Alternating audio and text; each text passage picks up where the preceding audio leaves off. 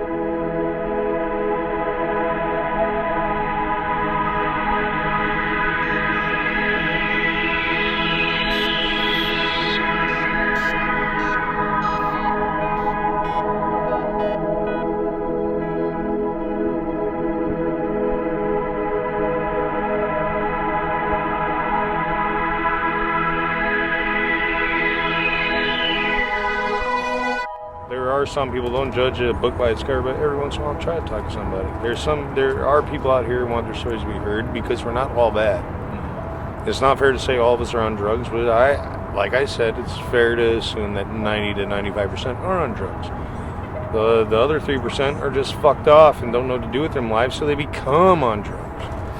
I've been resisting. I've done drugs. I don't do drugs.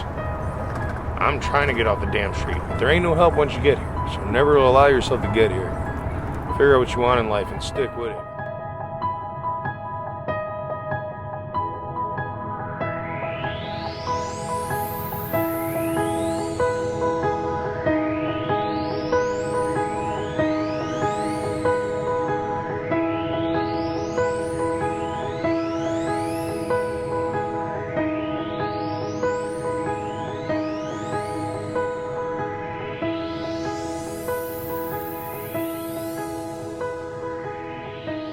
What is their name?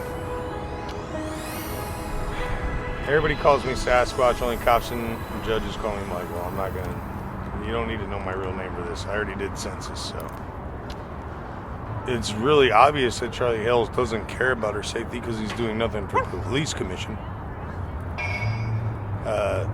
He has done nothing to reform police programs, which he said he's gonna do over the years if you look at his policies. And now the police are coming down harder on homeless people when they really should be cracking down on meth dealers or dope dealers. You know, you never hear of heroin dealers getting busted. You never hear of meth dealers getting busted, but you hear about all the problems that are caused by the meth addicts. But the cops never mess with the people who are obviously doing meth. You can walk down NATO Parkway any time of the day and see light bulbs going off under blankets. And you see the structures and you see lights going on. No, they're not looking for anything. They're just smoking meth. And then when a guy like me wants to get away from that, go across the river and take a nap, they never do anything about it. They just say, you can't sleep here. You go sleep over there. How am I supposed to sleep with a bunch of tweakers sitting next to my head? How's my wife supposed to be safe? How's my dog supposed to be safe? There's real no enforcement on the drugs, but just enforcement on homelessness is what it is. What I see is there's less and less places where you can sleep being homeless, but if they're doing drugs there, they let them do that. Try it one night. Go walk around at 3 a.m. Walk under any of these bridges and see how many people you swear to God are on drugs. And chances are they are. But the cops don't do anything about that. They'll do something about a guy sleeping in the wrong place, though. I'll be under my sleeping bag just trying to make sure she doesn't lose her banjo, and I don't want to be near them people. Oh, you can go over there. Yeah, next to all the thieves and drug addicts. Why can't you just walk through there one time? You can wake me up. Go out of your way to wake me up. But You don't walk over there not once. When it's blatantly obvious. Have you ever walked down NATO at 12 at night? You'll see that, it's the enforcement is in the wrong places. The enforcement is on homeless. Well, let's define homeless. There's a lot of homeless people who sleep outside who are saving up to get an apartment. But because they're homeless, they don't want to be rent to them, even though they have money in a bank account, and they still have to be forced to sleep in a tent out by the interstate to get away from the tweakers because they're trying to get their life together. But then cops come by and steal their shit.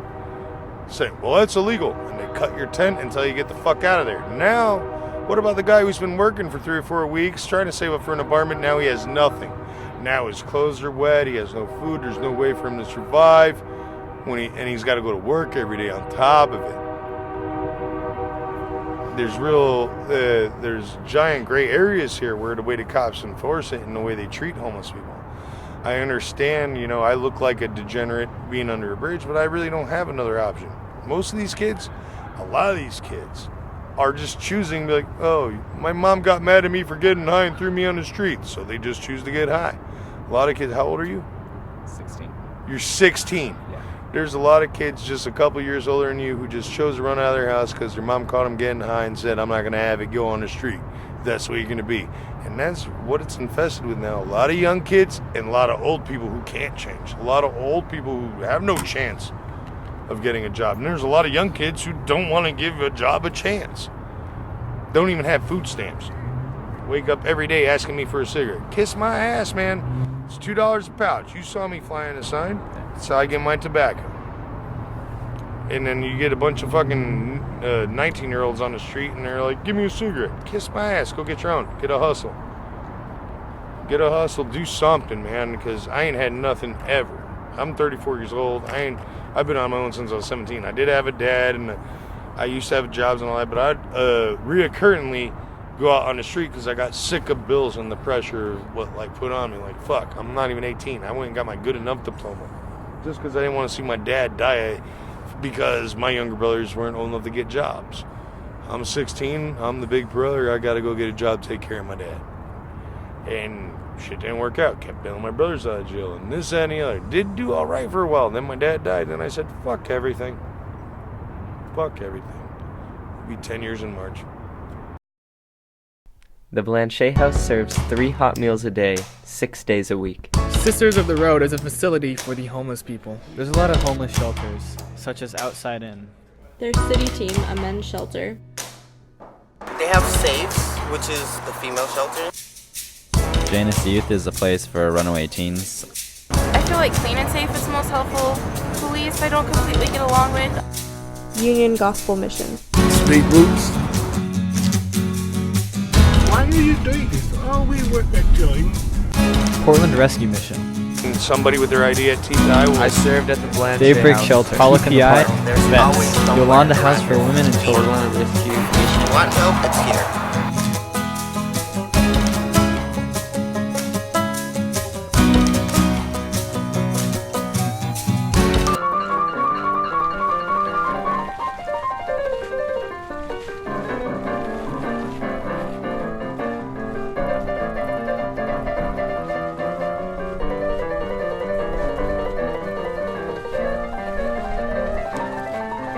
They call me OG Leprechaun. That's my street name down here. I've been living here on the street as a homeless guy for 6 months.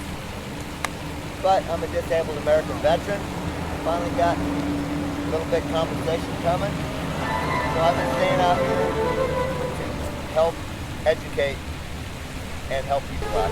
Well, so funny. I never knew I was homeless. I always thought I was just camping. Now here's the good one. You're going to love this. So, you go out in the forest, you put up your tent, you're camping. You come down and camp under the bridge, you're homeless. No, I was just camping. See what I'm saying? So, the solution is, our president is going to contribute enough money to eliminate homelessness in America, so then we're just all camping with our permit. And there you have it.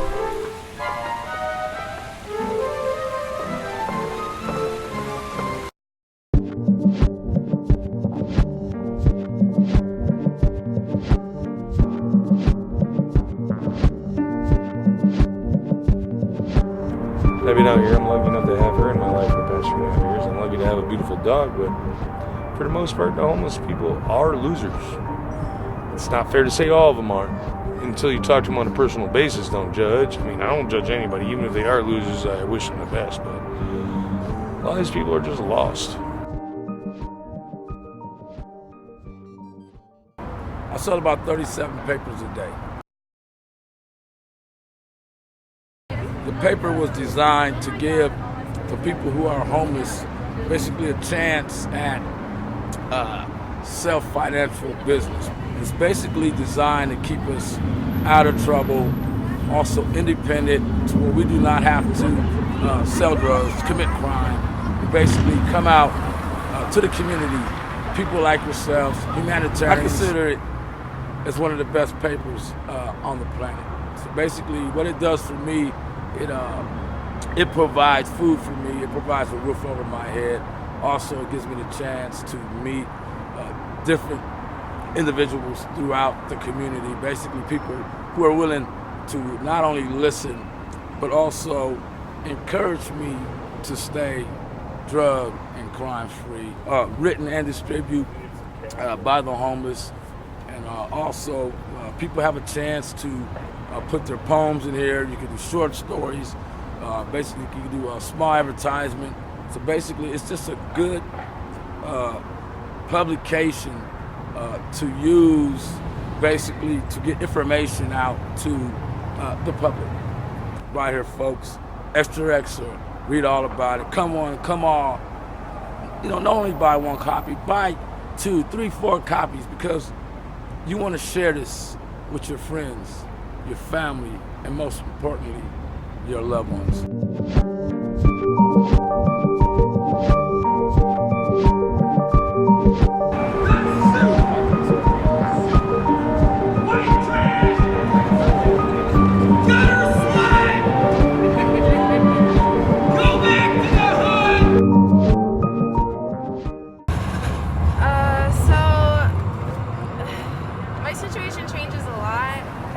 Basically, like every day, I'm in between shelter or friends' places and the streets right now.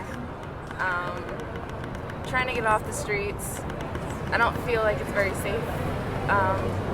For me, especially, I had a lot of traumatic experiences growing up, and I have PTSD from that, and it kind of triggers that being out here. But yeah, I mean, I try and get in shelter when I can. It's not always an option because there are a lot of homeless people downtown who need a place to stay, and so it's kind of flooded the system, but at least there is some chance. You go at a specific time during the night. It's different per shelter, but they basically gather everyone together and hand out tickets that have numbers on them, like 4 or 5 digit number, and they have like the other end of them that they like swirl around and pick out what numbers get in. If your number is that, then you get in for the night. If it's not, then you have to figure something else out. Usually a lot of people who don't get in end up staying outside. My experience with shelters is I don't go in there, and there's a reason why. There's 500 people in there that haven't had, they should get rid of their clothes. So what I've seen so far is, you know, they're wonderful people and have great hearts, but the reality is most people living out on the street love the freedom. I don't want to stay in a shelter because, well, I'm not good around large groups of people. If you notice, there's a large group of people over there, and they're all my friends. They all know who I am. I'm welcome to sit there. I just don't like a bunch of people going around me. And the shelter, I mean, last time I caught bugs was a shelter. I don't want to be in a shelter. And they feed you the same thing as peanut butter and jelly and a hard-boiled egg. It feels like jail. It's not comfortable. It's not a shelter. It's not relieving. It's more annoying than it needs to be. I got good military gear, man. My bags get up to -30. You don't get -30 in Portland. I'm fine. I don't need a roof. Now, a guy like me, shouldn't it be legal that I should be able to sleep outside if I choose to? No, they're going to make it illegal to sleep outside for our own good. No matter how good your gear is or how well off you are. Like, I got good gear. I don't need anybody to put me in a shelter. I got a tent and everything I need right here. But it's becoming harder and harder to find places to sleep. And they always want, oh, for your own good, we're going to take you to a shelter. It's annoying. It's more annoying. Hey, I'm not going to get any sleep. I'm going to sit in line for 4 hours. Maybe by 8 or 9 I'll get into a bed. Then I won't be to sleep because everybody's farting or scratching and I got bugs and their feet stank and I can't sleep in a bed right next to my wife and then my dog's got to go in the kennel. Fuck all that. My dog don't want to be in a kennel. Why does my dog deserve to be punished because I'm poor? I'm in dire straits and Portland. I need good federal help. If God or a legislature will a disabled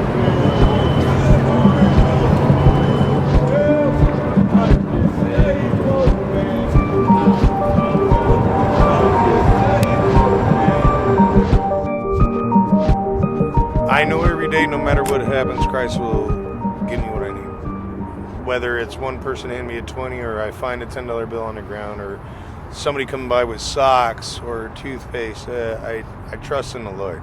The Lord always will give you what you need. You can't pray for what you want, is from what I understand. But when you pray for what you need, the Lord always provides.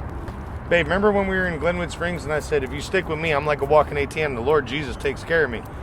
She didn't believe me. We're sitting there hungry as hell on a bench, and the guy said, Jesus told me to give you this. And he hands me a 20. She goes, I just said if Jesus was real, we should get a $20 bill. And I'm like, Scientology, keep with me. I'm going to walk an ATM. This was within the first 2 days of knowing her. And the very next day, we're spending the last dollar of that on a hot cup of noodles. And the lady said, I don't want to offend you, but I want to help you out. And I was like, I'm never offended by kindness, ma'am. She goes, Jesus told me to give this to you. Hand me another 20. She comes out spending her last dollar on a cup of noodles from the day before. And I was like, you want to see something cool? Jesus told that lady, give me this. And that's why I pray to him. Jesus always provides. It's not always money.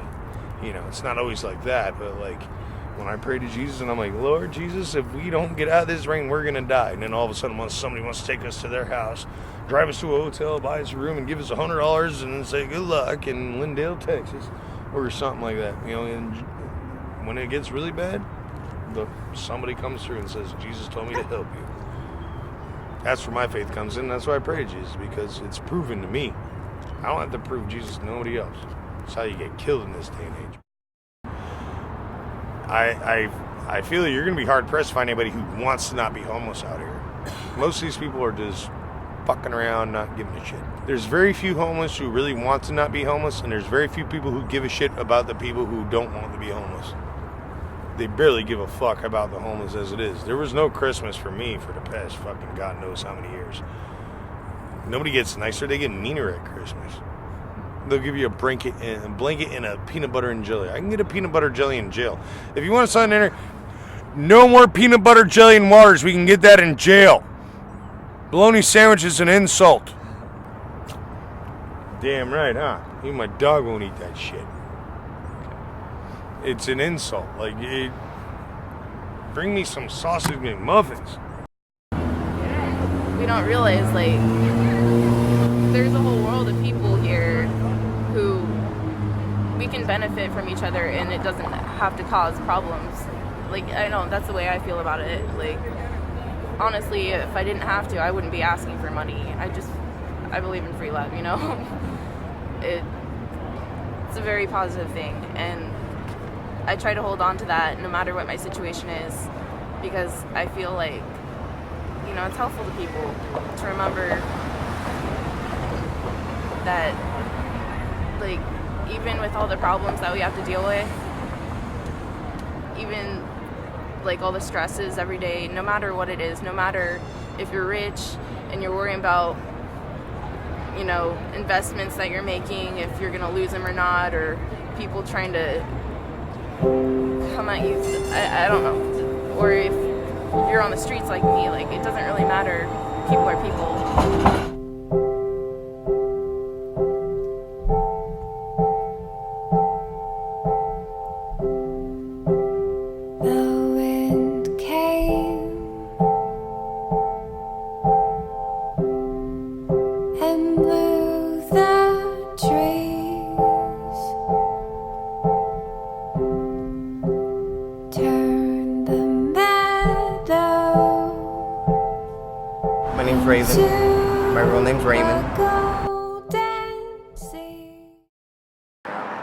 from El Paso, Texas, 33 years old.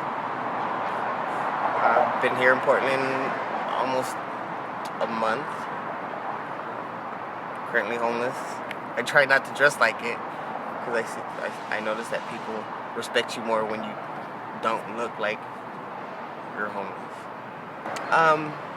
I started off getting in trouble at the age of 13. My family wasn't too big on me liking females' clothing and dressing as a female. So it made it hard all the way to then. I went to prison in Texas, boys' homes, you name it, I've been there. And then my mom moved to Alaska and she wanted me to go with her. I went to Alaska for a while. And then I came back, I went back to prison. Then I went to state jail and they told me that I had to leave Texas because my mom doesn't live in Texas anymore. So the judge court-ordered me to leave Texas and I had to leave by the time my mom went back to Alaska. So my mom tried everything in her power to get somewhere for me to go. Family members were BSing, and she got a hold of one of her friends that she went to school with, and her sister happens to be a lesbian and married and lives in Seattle, Washington, and told my mom about Union Gospel Mission there. And so I went to Union Gospel Mission. I stayed there for about a month. I fell off, went back to smoking crack. And then I got back on it, and I met a guy there, and I caught feelings for him, and he got a check, and one day told me I wanted to come to Portland with him. So I came here, and I thought everything was going to be good. We started smoking crack and drinking again. He got real possessive, real aggressive. He raped me, he beat me. That was like within the first 3 days of being here. What is your view on the police here? Well, I don't know. It's a little mixed feelings on that just because of my upbringing. My dad being very abusive. I had to deal with the police a lot to protect my family. That's more Washington County though, that I don't completely appreciate. But I guess down here, I feel like Clean and Safe is the most helpful. Police I don't completely get along with. I try to avoid any contact with the police, but it's mostly stressful for me to have any encounters with the police, even if I know I'm not doing anything wrong as far as I'm concerned.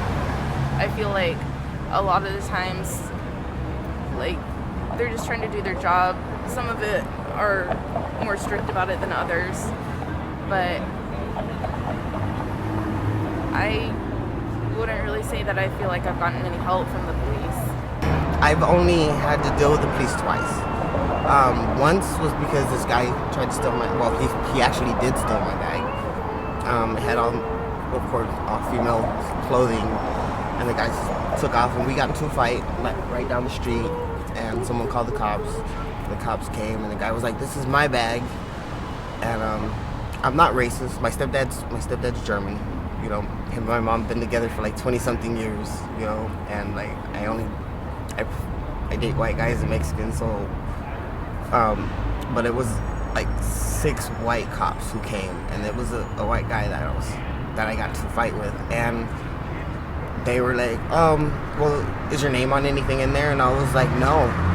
I was like, it's skirts and, you know, female stuff. And they're like, well, he has the bag, and you can't prove that it's yours, so we're gonna let him have it. And I was just like,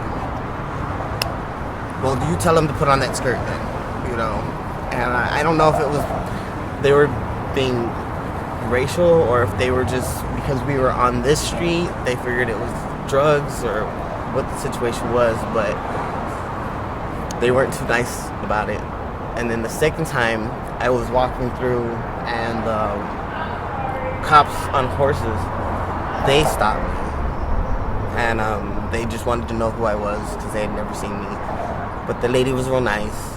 You know, I have nothing to worry about with cops. I don't have any warrants, so I wave at them and smile and I speak to them.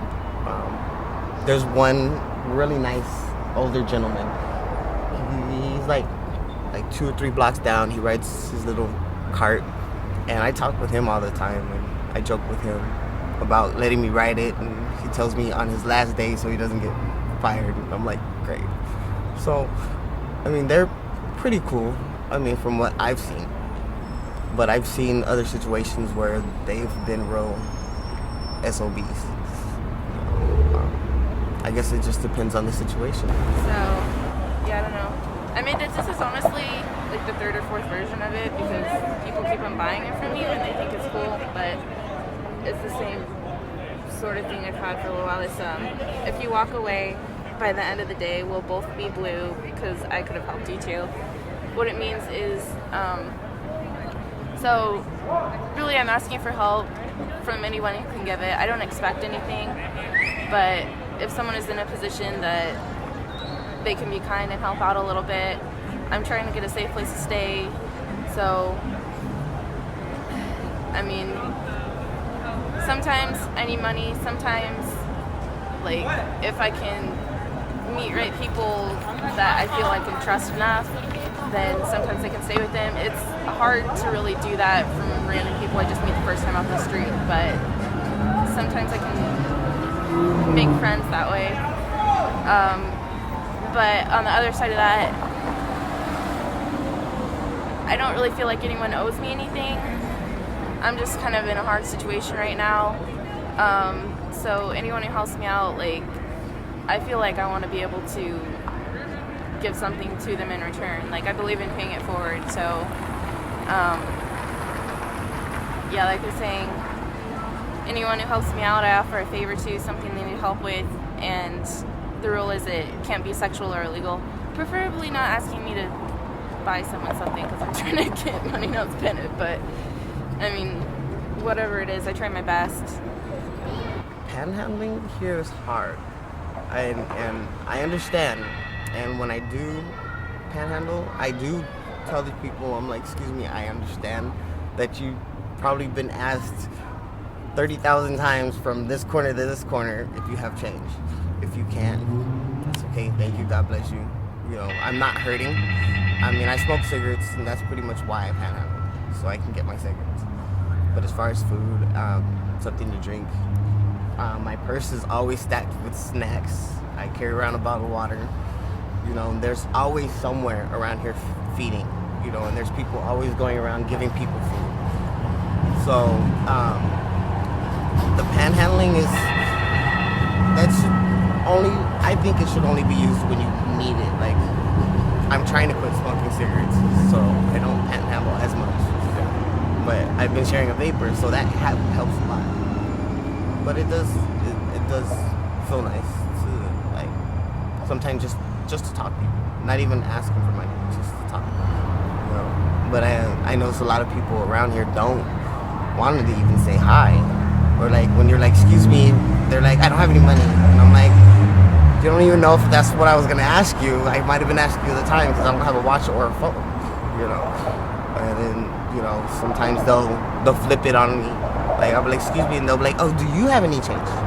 And me being me, I'll pull out like the little change I have and be like, here, and I'll give it to them just to see what they do. You know, I watch a lot of social experiments online, so my whole outtake on panhandling, homelessness, everything is like, it's different. I've seen it that the homeless were a lot more caring than people who actually have houses and jobs.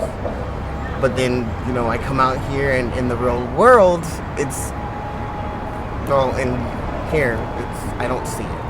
Maybe in another part of Portland it's like that, but downtown it's not. You know, it really depends. It fluctuates a lot. I would not label this as a stable source of income. It's just a daily source of income, though. I mean, on a good day I make $100. On a bad day I make $15. So lately it's been a little bit harder. I don't know. It really just depends. I mean, sometimes I feel like it's all on me to like try and put myself out there and communicate with people about like where I'm at, and like, I mean, I do need a little help right now, and I don't always know the best ways to find it. Like, I feel like I'm pretty young. Like, I don't know. I need some direction, you know? I feel like a lot of people don't feel like they have the time or the energy, or they're just so consumed in their own life. And I understand that, but I don't know, I appreciate it when someone actually stops and cares. Like, it means a lot, because like thousands of people walk by me and don't even say anything to me, like a lot of time, when like I'm like, hey, have a good night, like you guys stay safe, take care, and just, I don't know, it gets lonely sometimes because there's a lot of people and most people don't even stop, but when someone does, it means a lot. It really does.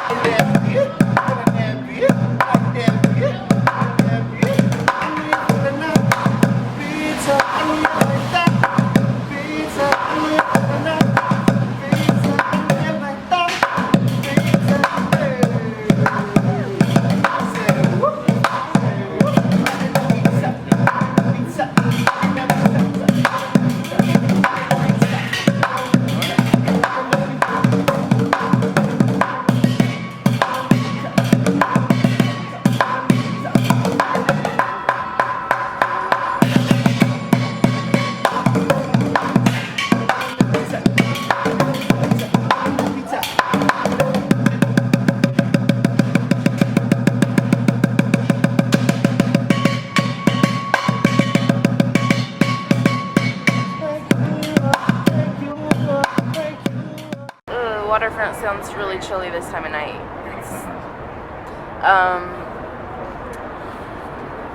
If I don't get enough room, then I'm probably going to stay on the sidewalk. Unless it starts raining, I'll have to find a doorway somewhere. I don't really have any good doorways right now. A lot of them are no trespassing, even if there's not a sticker posted. They just technically are, according to regulations with the city. Or I don't feel safe at the spots I've been at anymore. So I'm crossing my fingers it doesn't rain. I mean, I have a tarp just in case, but I don't know completely where I'm going yet. Every year, kids are getting dumber and dumber, and more kids are getting sicker and sicker. In the land of the free, the greatest nation of all the world, kids are still starving. American-born citizens are starving in this country. Damn shame we can afford all these tanks, ain't it? I think they should let people be homeless as long as they clean up their areas, you know. Like Voodoo Donuts, they let homeless people sit there, but they don't clean up after they leave their mess.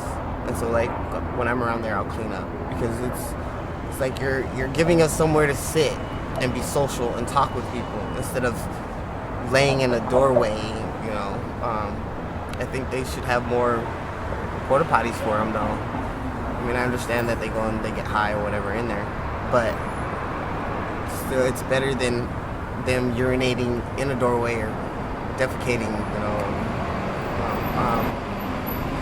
But then again, I don't think they should allow homelessness, because I mean, if someone like me or one of my friends, if we can get up off our butts and go walking several blocks to go and check out about housing or whatever, I'm pretty sure these people can too. Because if they can walk several blocks to go get their drugs, why can't you walk several blocks to go get housing? So I'm kind of on the fence on the whole legalizing that. like seeing the younger generation, like when I go under the bridge and I see all the 16, 17-year-old tweakers who choose to live there and make houses out of tarp and stuff. That's when I really want them to eliminate homelessness. Because I don't think, I mean, having 2 nephews and a niece, I would never want them to go through that, you know. So I'm probably leaning more to against it. I know that probably sounds weird to some people, me being homeless, saying, you know, I don't want them to legalize it, but I think it'll be for the better. You know, just especially when they're walking around here doing tours and they have like 20 people who aren't from here and they're like, oh, this is Chinatown, oh, excuse all these people laying on the floor, you know, and excuse this feces and this and that. I think it's really sad that, you know, they've got to try to detour these people. This is a really beautiful city, you know, and for it to be so beautiful and then to see 20, 30 homeless people just sleeping there with trash and everything all over the place, it's just kind of ruins it. And this is the last city about to be perturbed by this whole fucking movement of anti-homelessness. I predict, the way I've been seeing it going down for the past year and what I read in the paper, this summer is going to be the worst summer for homeless people in Portland ever. This is the mecca, like for all travelers, like, because Portland's so easy. It's legal, and the Oregon state motto is provide your own means. That's their actual motto. That's why it's legal to fly a sign. But now they're trying to, in downtown Portland, they're trying to make it, you can't sit here, you can't play a guitar here, oh, you can't sleep here. And there's a joint task force with the FBI that started on Thursday. They're going to be monitoring all the homelessness, and that's why the legalization of marijuana is going to get more feds on people like that selling marijuana. And the jails are going to get jammed up with people sleeping under bridges, or you can't sleep here, or you sold pot, and it's going to be jammed up with bullshit until a judge overturns it. And there is a judge in our favor that is going to do it. I can't remember his name, but I've been reading about it, and he's the one who single-handedly dismantled the sit and lie law. They did it in San Fran, no sit, no lie. Like, you can't sit down on the sidewalk, you can't lie down on the sidewalk. This one judge single-handedly overturned it, said it's unconstitutional. The Fourth Amendment says any American citizen is free to solicit help for any means or travel across the country unimpeded. That's your Fourth Constitutional Amendment right. Just the fact that you can't be homeless is fucked up. The fact that most states in this country will not allow you to hold a sign is unconstitutional. This whole country has turned against its own word and proverbial self-righteousness. And that's why Christ is going to smite this country first when he returns. If you believe in Jesus, this is the first country that will be destroyed. Don't get me wrong, I'm not condoning drugs, and I'm not saying that they're bad, and I'm not saying that they're good. To each their own. Because I've seen functioning addicts, and I've seen addicts who can't. And you should know what you can and can't do. You know, if you get your check and you go and buy 120, and that 120 turns into your whole $500 check, you can't handle it. Be gone for a while. And where were you born? Oh, I was born in Samoa. Okay.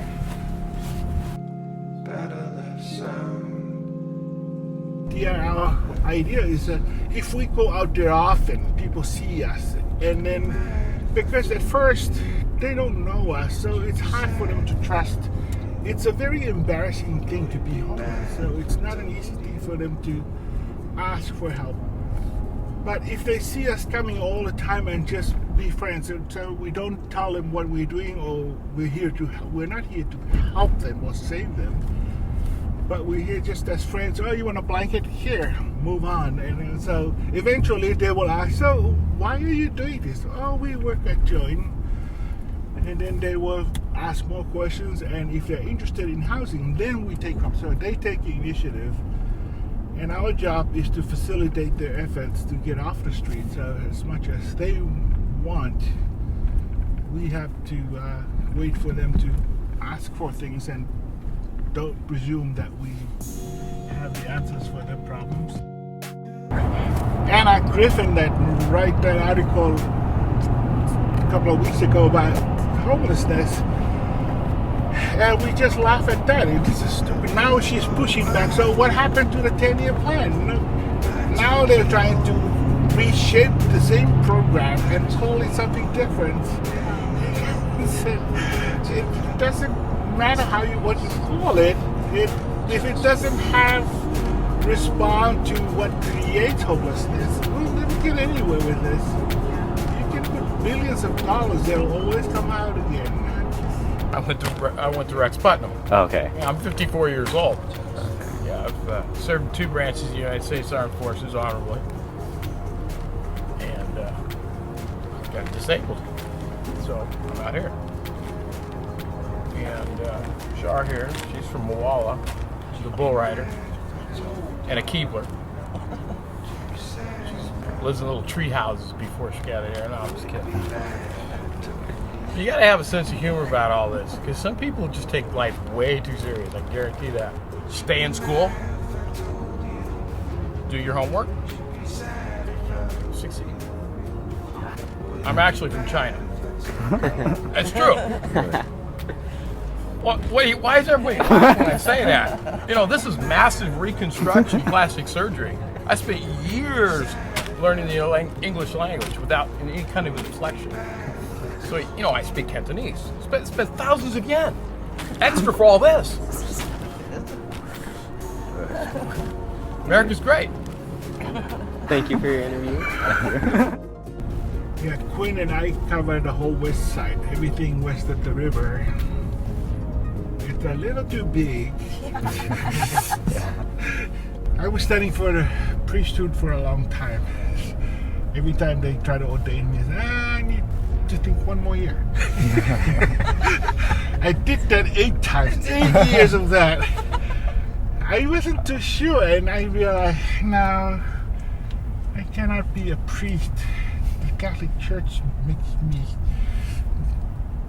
throw up sometimes. My problem with the church nowadays is we tend to just pray for people and never lift a hand to do it. Yeah. But I think faith calls for a lot more than just praying for people. You have enough blankets? I'm sorry, what? You have enough blankets for tonight? Oh, yes. You want some tops?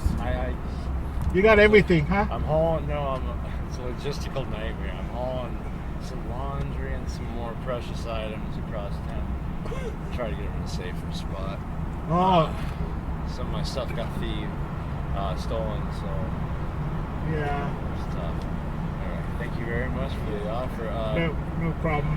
You don't happen to have any water on you, do you? We do. Fantastic. Yeah, we have water and we have hot chocolate. All right. Would you be mad if I told you? Would you be sad if I told you? Would it be bad if I told you? I got $21 in my pocket. Once Monday comes, notoriety plays TPI, send that shit. I'll be back in a month. I'll go down to NorCal and hide away from these tweakers for 4 or 5 weeks. Come back and they'll have my shit. They'll pay for my ID. Once I get my ID, my friends getting their tax return, getting a place, and then we'll go to Colorado, and then I'm going back to work. I'm done with it. The Lord has already provided. I'm just waiting out this last 2 months.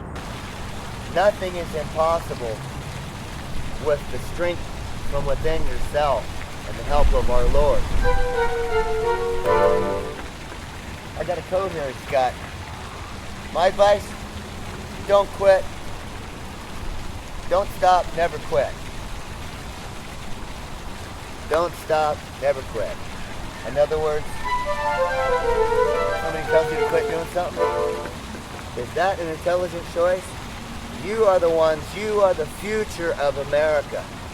That's my advice to high school kids. Keep smiling, keep laughing, don't get in trouble. It's easy. Just follow the rules. They seem stupid, but guess what? It's a piece of cake. It's all memorization. That's all life is.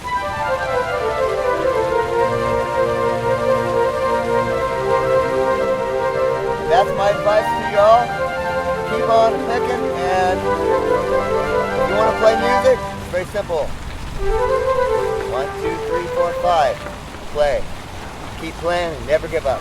Rock and roll. Try and stay away from drugs. Do what you need to do to better yourself first and establish a life before you decide to go and do anything else. There's this one saying that I learned when I was in prison in Texas. It was, to be aware is to be alive. And you can take that and have many branches to that saying. But for me, to be aware, to be alive is just to be aware of my surroundings. Know what I'm eating, where I'm going to the restroom, where I'm sleeping. Because we never know if we have the next day. And I've seen people die left and right, and it's sad. I can't even cry for them no more, and I still see people out here doing the same thing. And it would be really sad to have a younger person die, because I think the worst thing, even though I'm 33, the worst thing that my mom has ever said is that if it takes me to die to see my child sober and clean on the right path, then so be it. And that hurts, to look in your parents' eyes and hear them say that. And I wouldn't want any kid to give their parent that. There's always a way out. If you want it, it's there. Be respectful to everybody that you meet.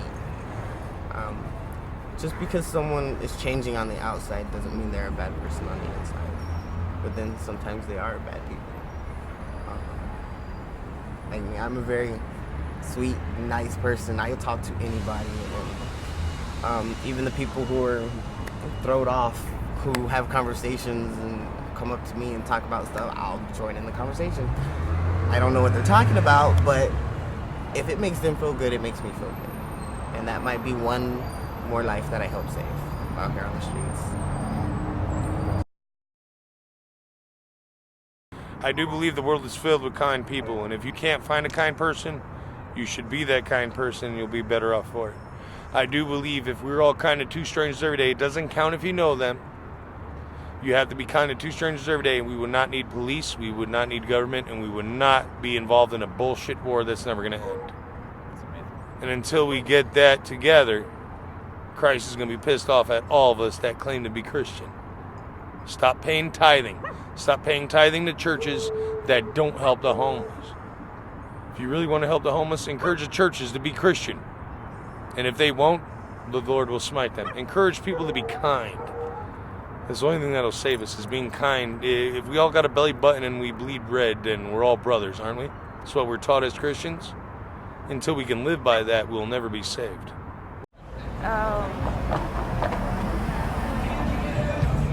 Just don't lose sight of what's important. I don't even always know what that means, but just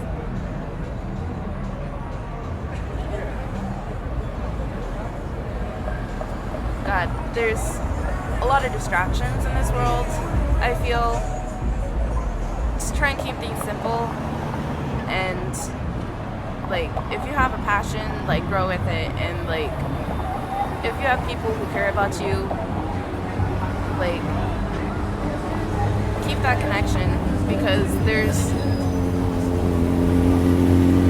all sorts of relationships that you can build in life, and they change because we all change as we grow up, but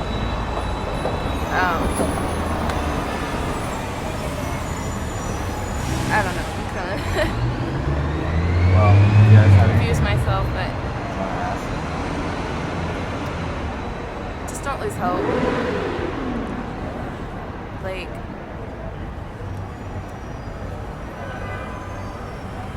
I don't know completely what to say, sorry. That's fine.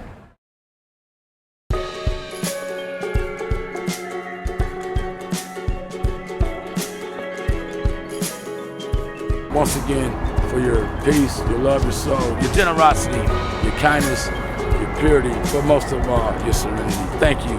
good night, good evening, goodbye.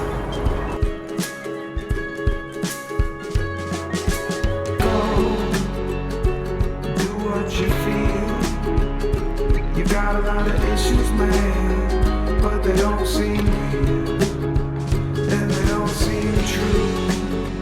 And I want you going up ahead. I'll meet you there soon. When I lost my mind, I know everything will be alright.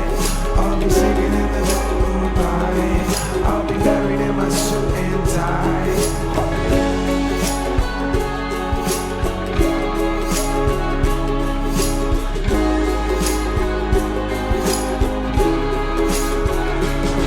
No time to be angry with each other.